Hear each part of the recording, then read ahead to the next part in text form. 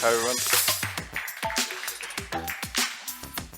Hi everyone. So I'm Akram, DevRel at Ledger.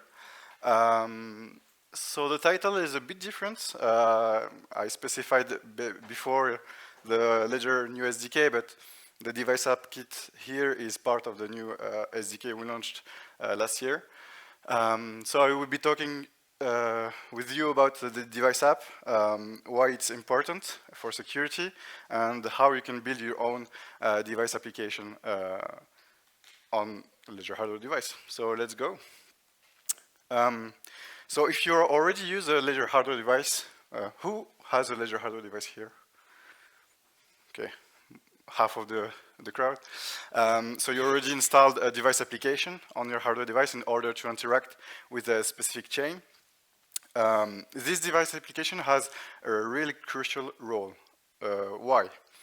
The first one, the device application is responsible for deriving the seed. So the device application will allow you to create multiple accounts on multiple chains from the seed on your hardware device. So this is one of the roles.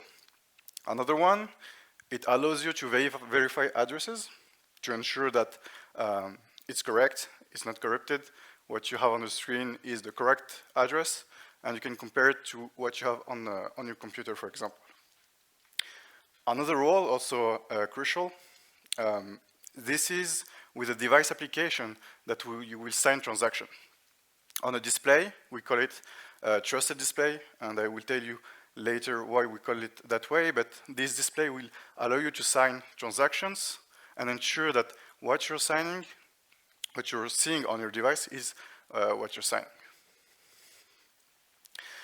So, as I said, we say one seed to rule them all. From a seed, you can derive multiple accounts, but depending on the chain you're working with, the device application, you will have specific makefile, and each device application will have its own derivation path. So why do we say don't trust verify at Ledger? The main reason is when you verify on your hardware device, as I said earlier, it will allow you to verify addresses before sharing it, ensure that it's the correct thing that it appears, and also because if you're only relying on software wallets, you know that addresses on software wallet could be compromised. And that's not the case on a trusted display on a Ledger hardware device. Let you take the picture. So we also say what you see is what you sign. Why? On a hardware device, on a Ledger hardware device, you have a secure element chip that secure your sensitive data. And the display on the hardware device is directly linked to this secure element chip. So it's kind of immune to hacks, and it allows you to trust directly the display. So even if you have your computer on the side on your hardware device, you can compare from your hardware device to what you have on your computer and ensure that what you're signing is the correct thing. And this is why we say what you see on your hardware device is what you're going to sign. So having a display that you can trust is, let's say, the first layer. So you have your display, you have the transaction that is displayed on your screen. This is the first layer. But often, the transaction that appears is a kind of hash. Many numbers, letters that you don't necessarily understand. And on top of a trusted display, what we want to add and what we began to push also many years ago, but mainly also last year, we began on Ethereum, is what we call the clear signing. So here on the screen, you have a transaction. So you can agree with me that you can understand this transaction. You know from which address you're sending the funds, you know the amount you're sending, you know to which address you're sending, and you know the fees. So this is allowed by what we call the clear signing, what we are trying to implement and push not only for us, but for everyone, a good practice in order to avoid what we call also blind signing. And so why does it matter? Why clear signing, for example, trusted display matters? When you're only relying on the software wallet, you have not necessarily guarantee that the data displayed on the wallet interface is what you're going to sign. If you add this layer on top of it, you will ensure that more security, better behavior, and that what you're signing is what you're really signing, not something else. So, building a device application, who is it for? Some data before. So on the Ledger Store, we have more than 150 apps for different chains, specific chains, also for other kind of behaviors also. More than 90% of them were built by third-party developers, so not necessarily Ledger. And we have someone here that is building device applications for Ledger. I know at the end of the room. And we secure more than 20% of the world crypto assets. So having more and more device applications, being able to interact with specific chains is really important, not only for users, but also for security. So how can you develop your own device application? First of all, we provide many tooling.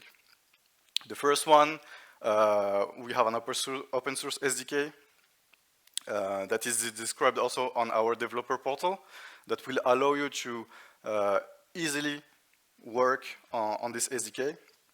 We also have a simulator, we call it Speculoos, that will allow you to simulate the operating system, so the behavior of the hardware device, with what you're trying to build, if you're building a device application. Sorry. A test framework also. An extension we launched on, I don't know when, but a long time ago, on Visual Studio Code that will help you accelerate your development of a device application. And different boilerplate applications depending on the language you're coding on, or if you're building a device application or a plugin. And on top of that, we have also our repo, where you can find all the device applications that are available on the Ledger Store. So you can have a look at it, how it's built. You can fork it also, work on it, and also sideload a device application, a custom one, directly on the Ledger hardware device. No picture? Sorry. So depending on what you are, or for which company, which project you work, you will have different paths. Let's say you're a blockchain foundation on an EVM chain or Cosmos chain or Euroclone. If, let's say you are targeting to have a device application that does a flow that is already supported by a device application on the store, no need to build it. You can leverage a device application that already exists. If you need to do custom behavior, custom flow, specific things, this is when you need to build your own device application. Now let's say that you're a DApp, and a DApp on Ethereum. First option, as a blockchain foundation, you are looking for a classic flow, not too complicated. The functions of your smart contract is not too much complicated. You can push a pull request, on the ERC7730 repo that will allow you to add to map your smart contract to our repo, and then allow you to have your DApp clear signed, and then users will be able to use the hardware device with your DApp. But let's say you have a DApp that is a little more complicated, does specific things, specific behavior. Same thing at the previous use case. You will need to build your own plugin. For a DApp, we call it a plugin for a specific use case. So we say that today it has never been so easy to develop a device app. Maybe I know will confirm. Yes? No? Not always. So as I said, we provide many boilerplates, let's say like that, depending on the language you want to build on.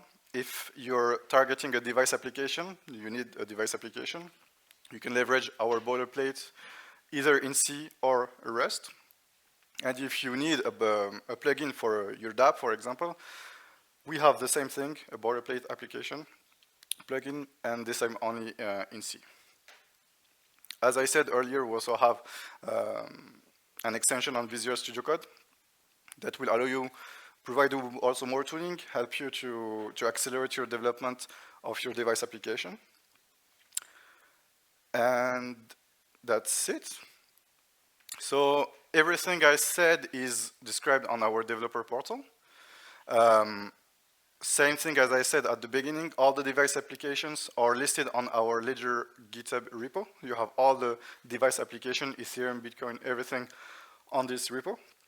And later in the future, if you have some questions, you can reach out to us directly on our Discord server. Sorry. And normally that should be another page because they added a pop-up QR code. So, yeah, perfect, thank you. So we are doing also a raffle. If you scan this QR code and might the pop-up, you might, let's say, win, sorry, I need water, Ledger hardware device.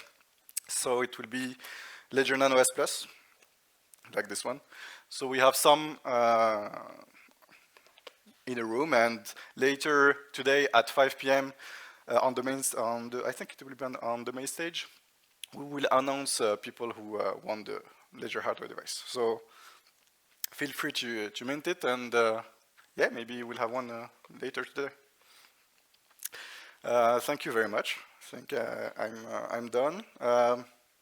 If you have any questions, let me know, or you can. I will be all day here at the conference. Yeah, go ahead. It's also not the app's responsibility for decoding the content. So maybe for clear signing, if at all it's a Ethereum transaction, it's okay, you can decode. But for example, if you have a smart contract interaction, you need to know the ABI of the code. Like you need to know how to decode the and display on the clear signing, right? So yeah. So if at all there is no verified contracts, how do you guys deal with this, and so how do you display this? Okay, so you will have to take your smart contract, list the function used on your smart contract, and sorry, on our side we will have a JSON file, and you will have to map all your function into.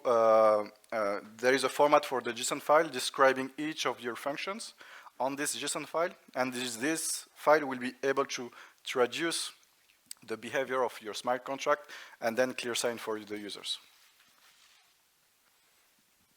Any other questions? Yep. Oh, who? It worked for you? Okay.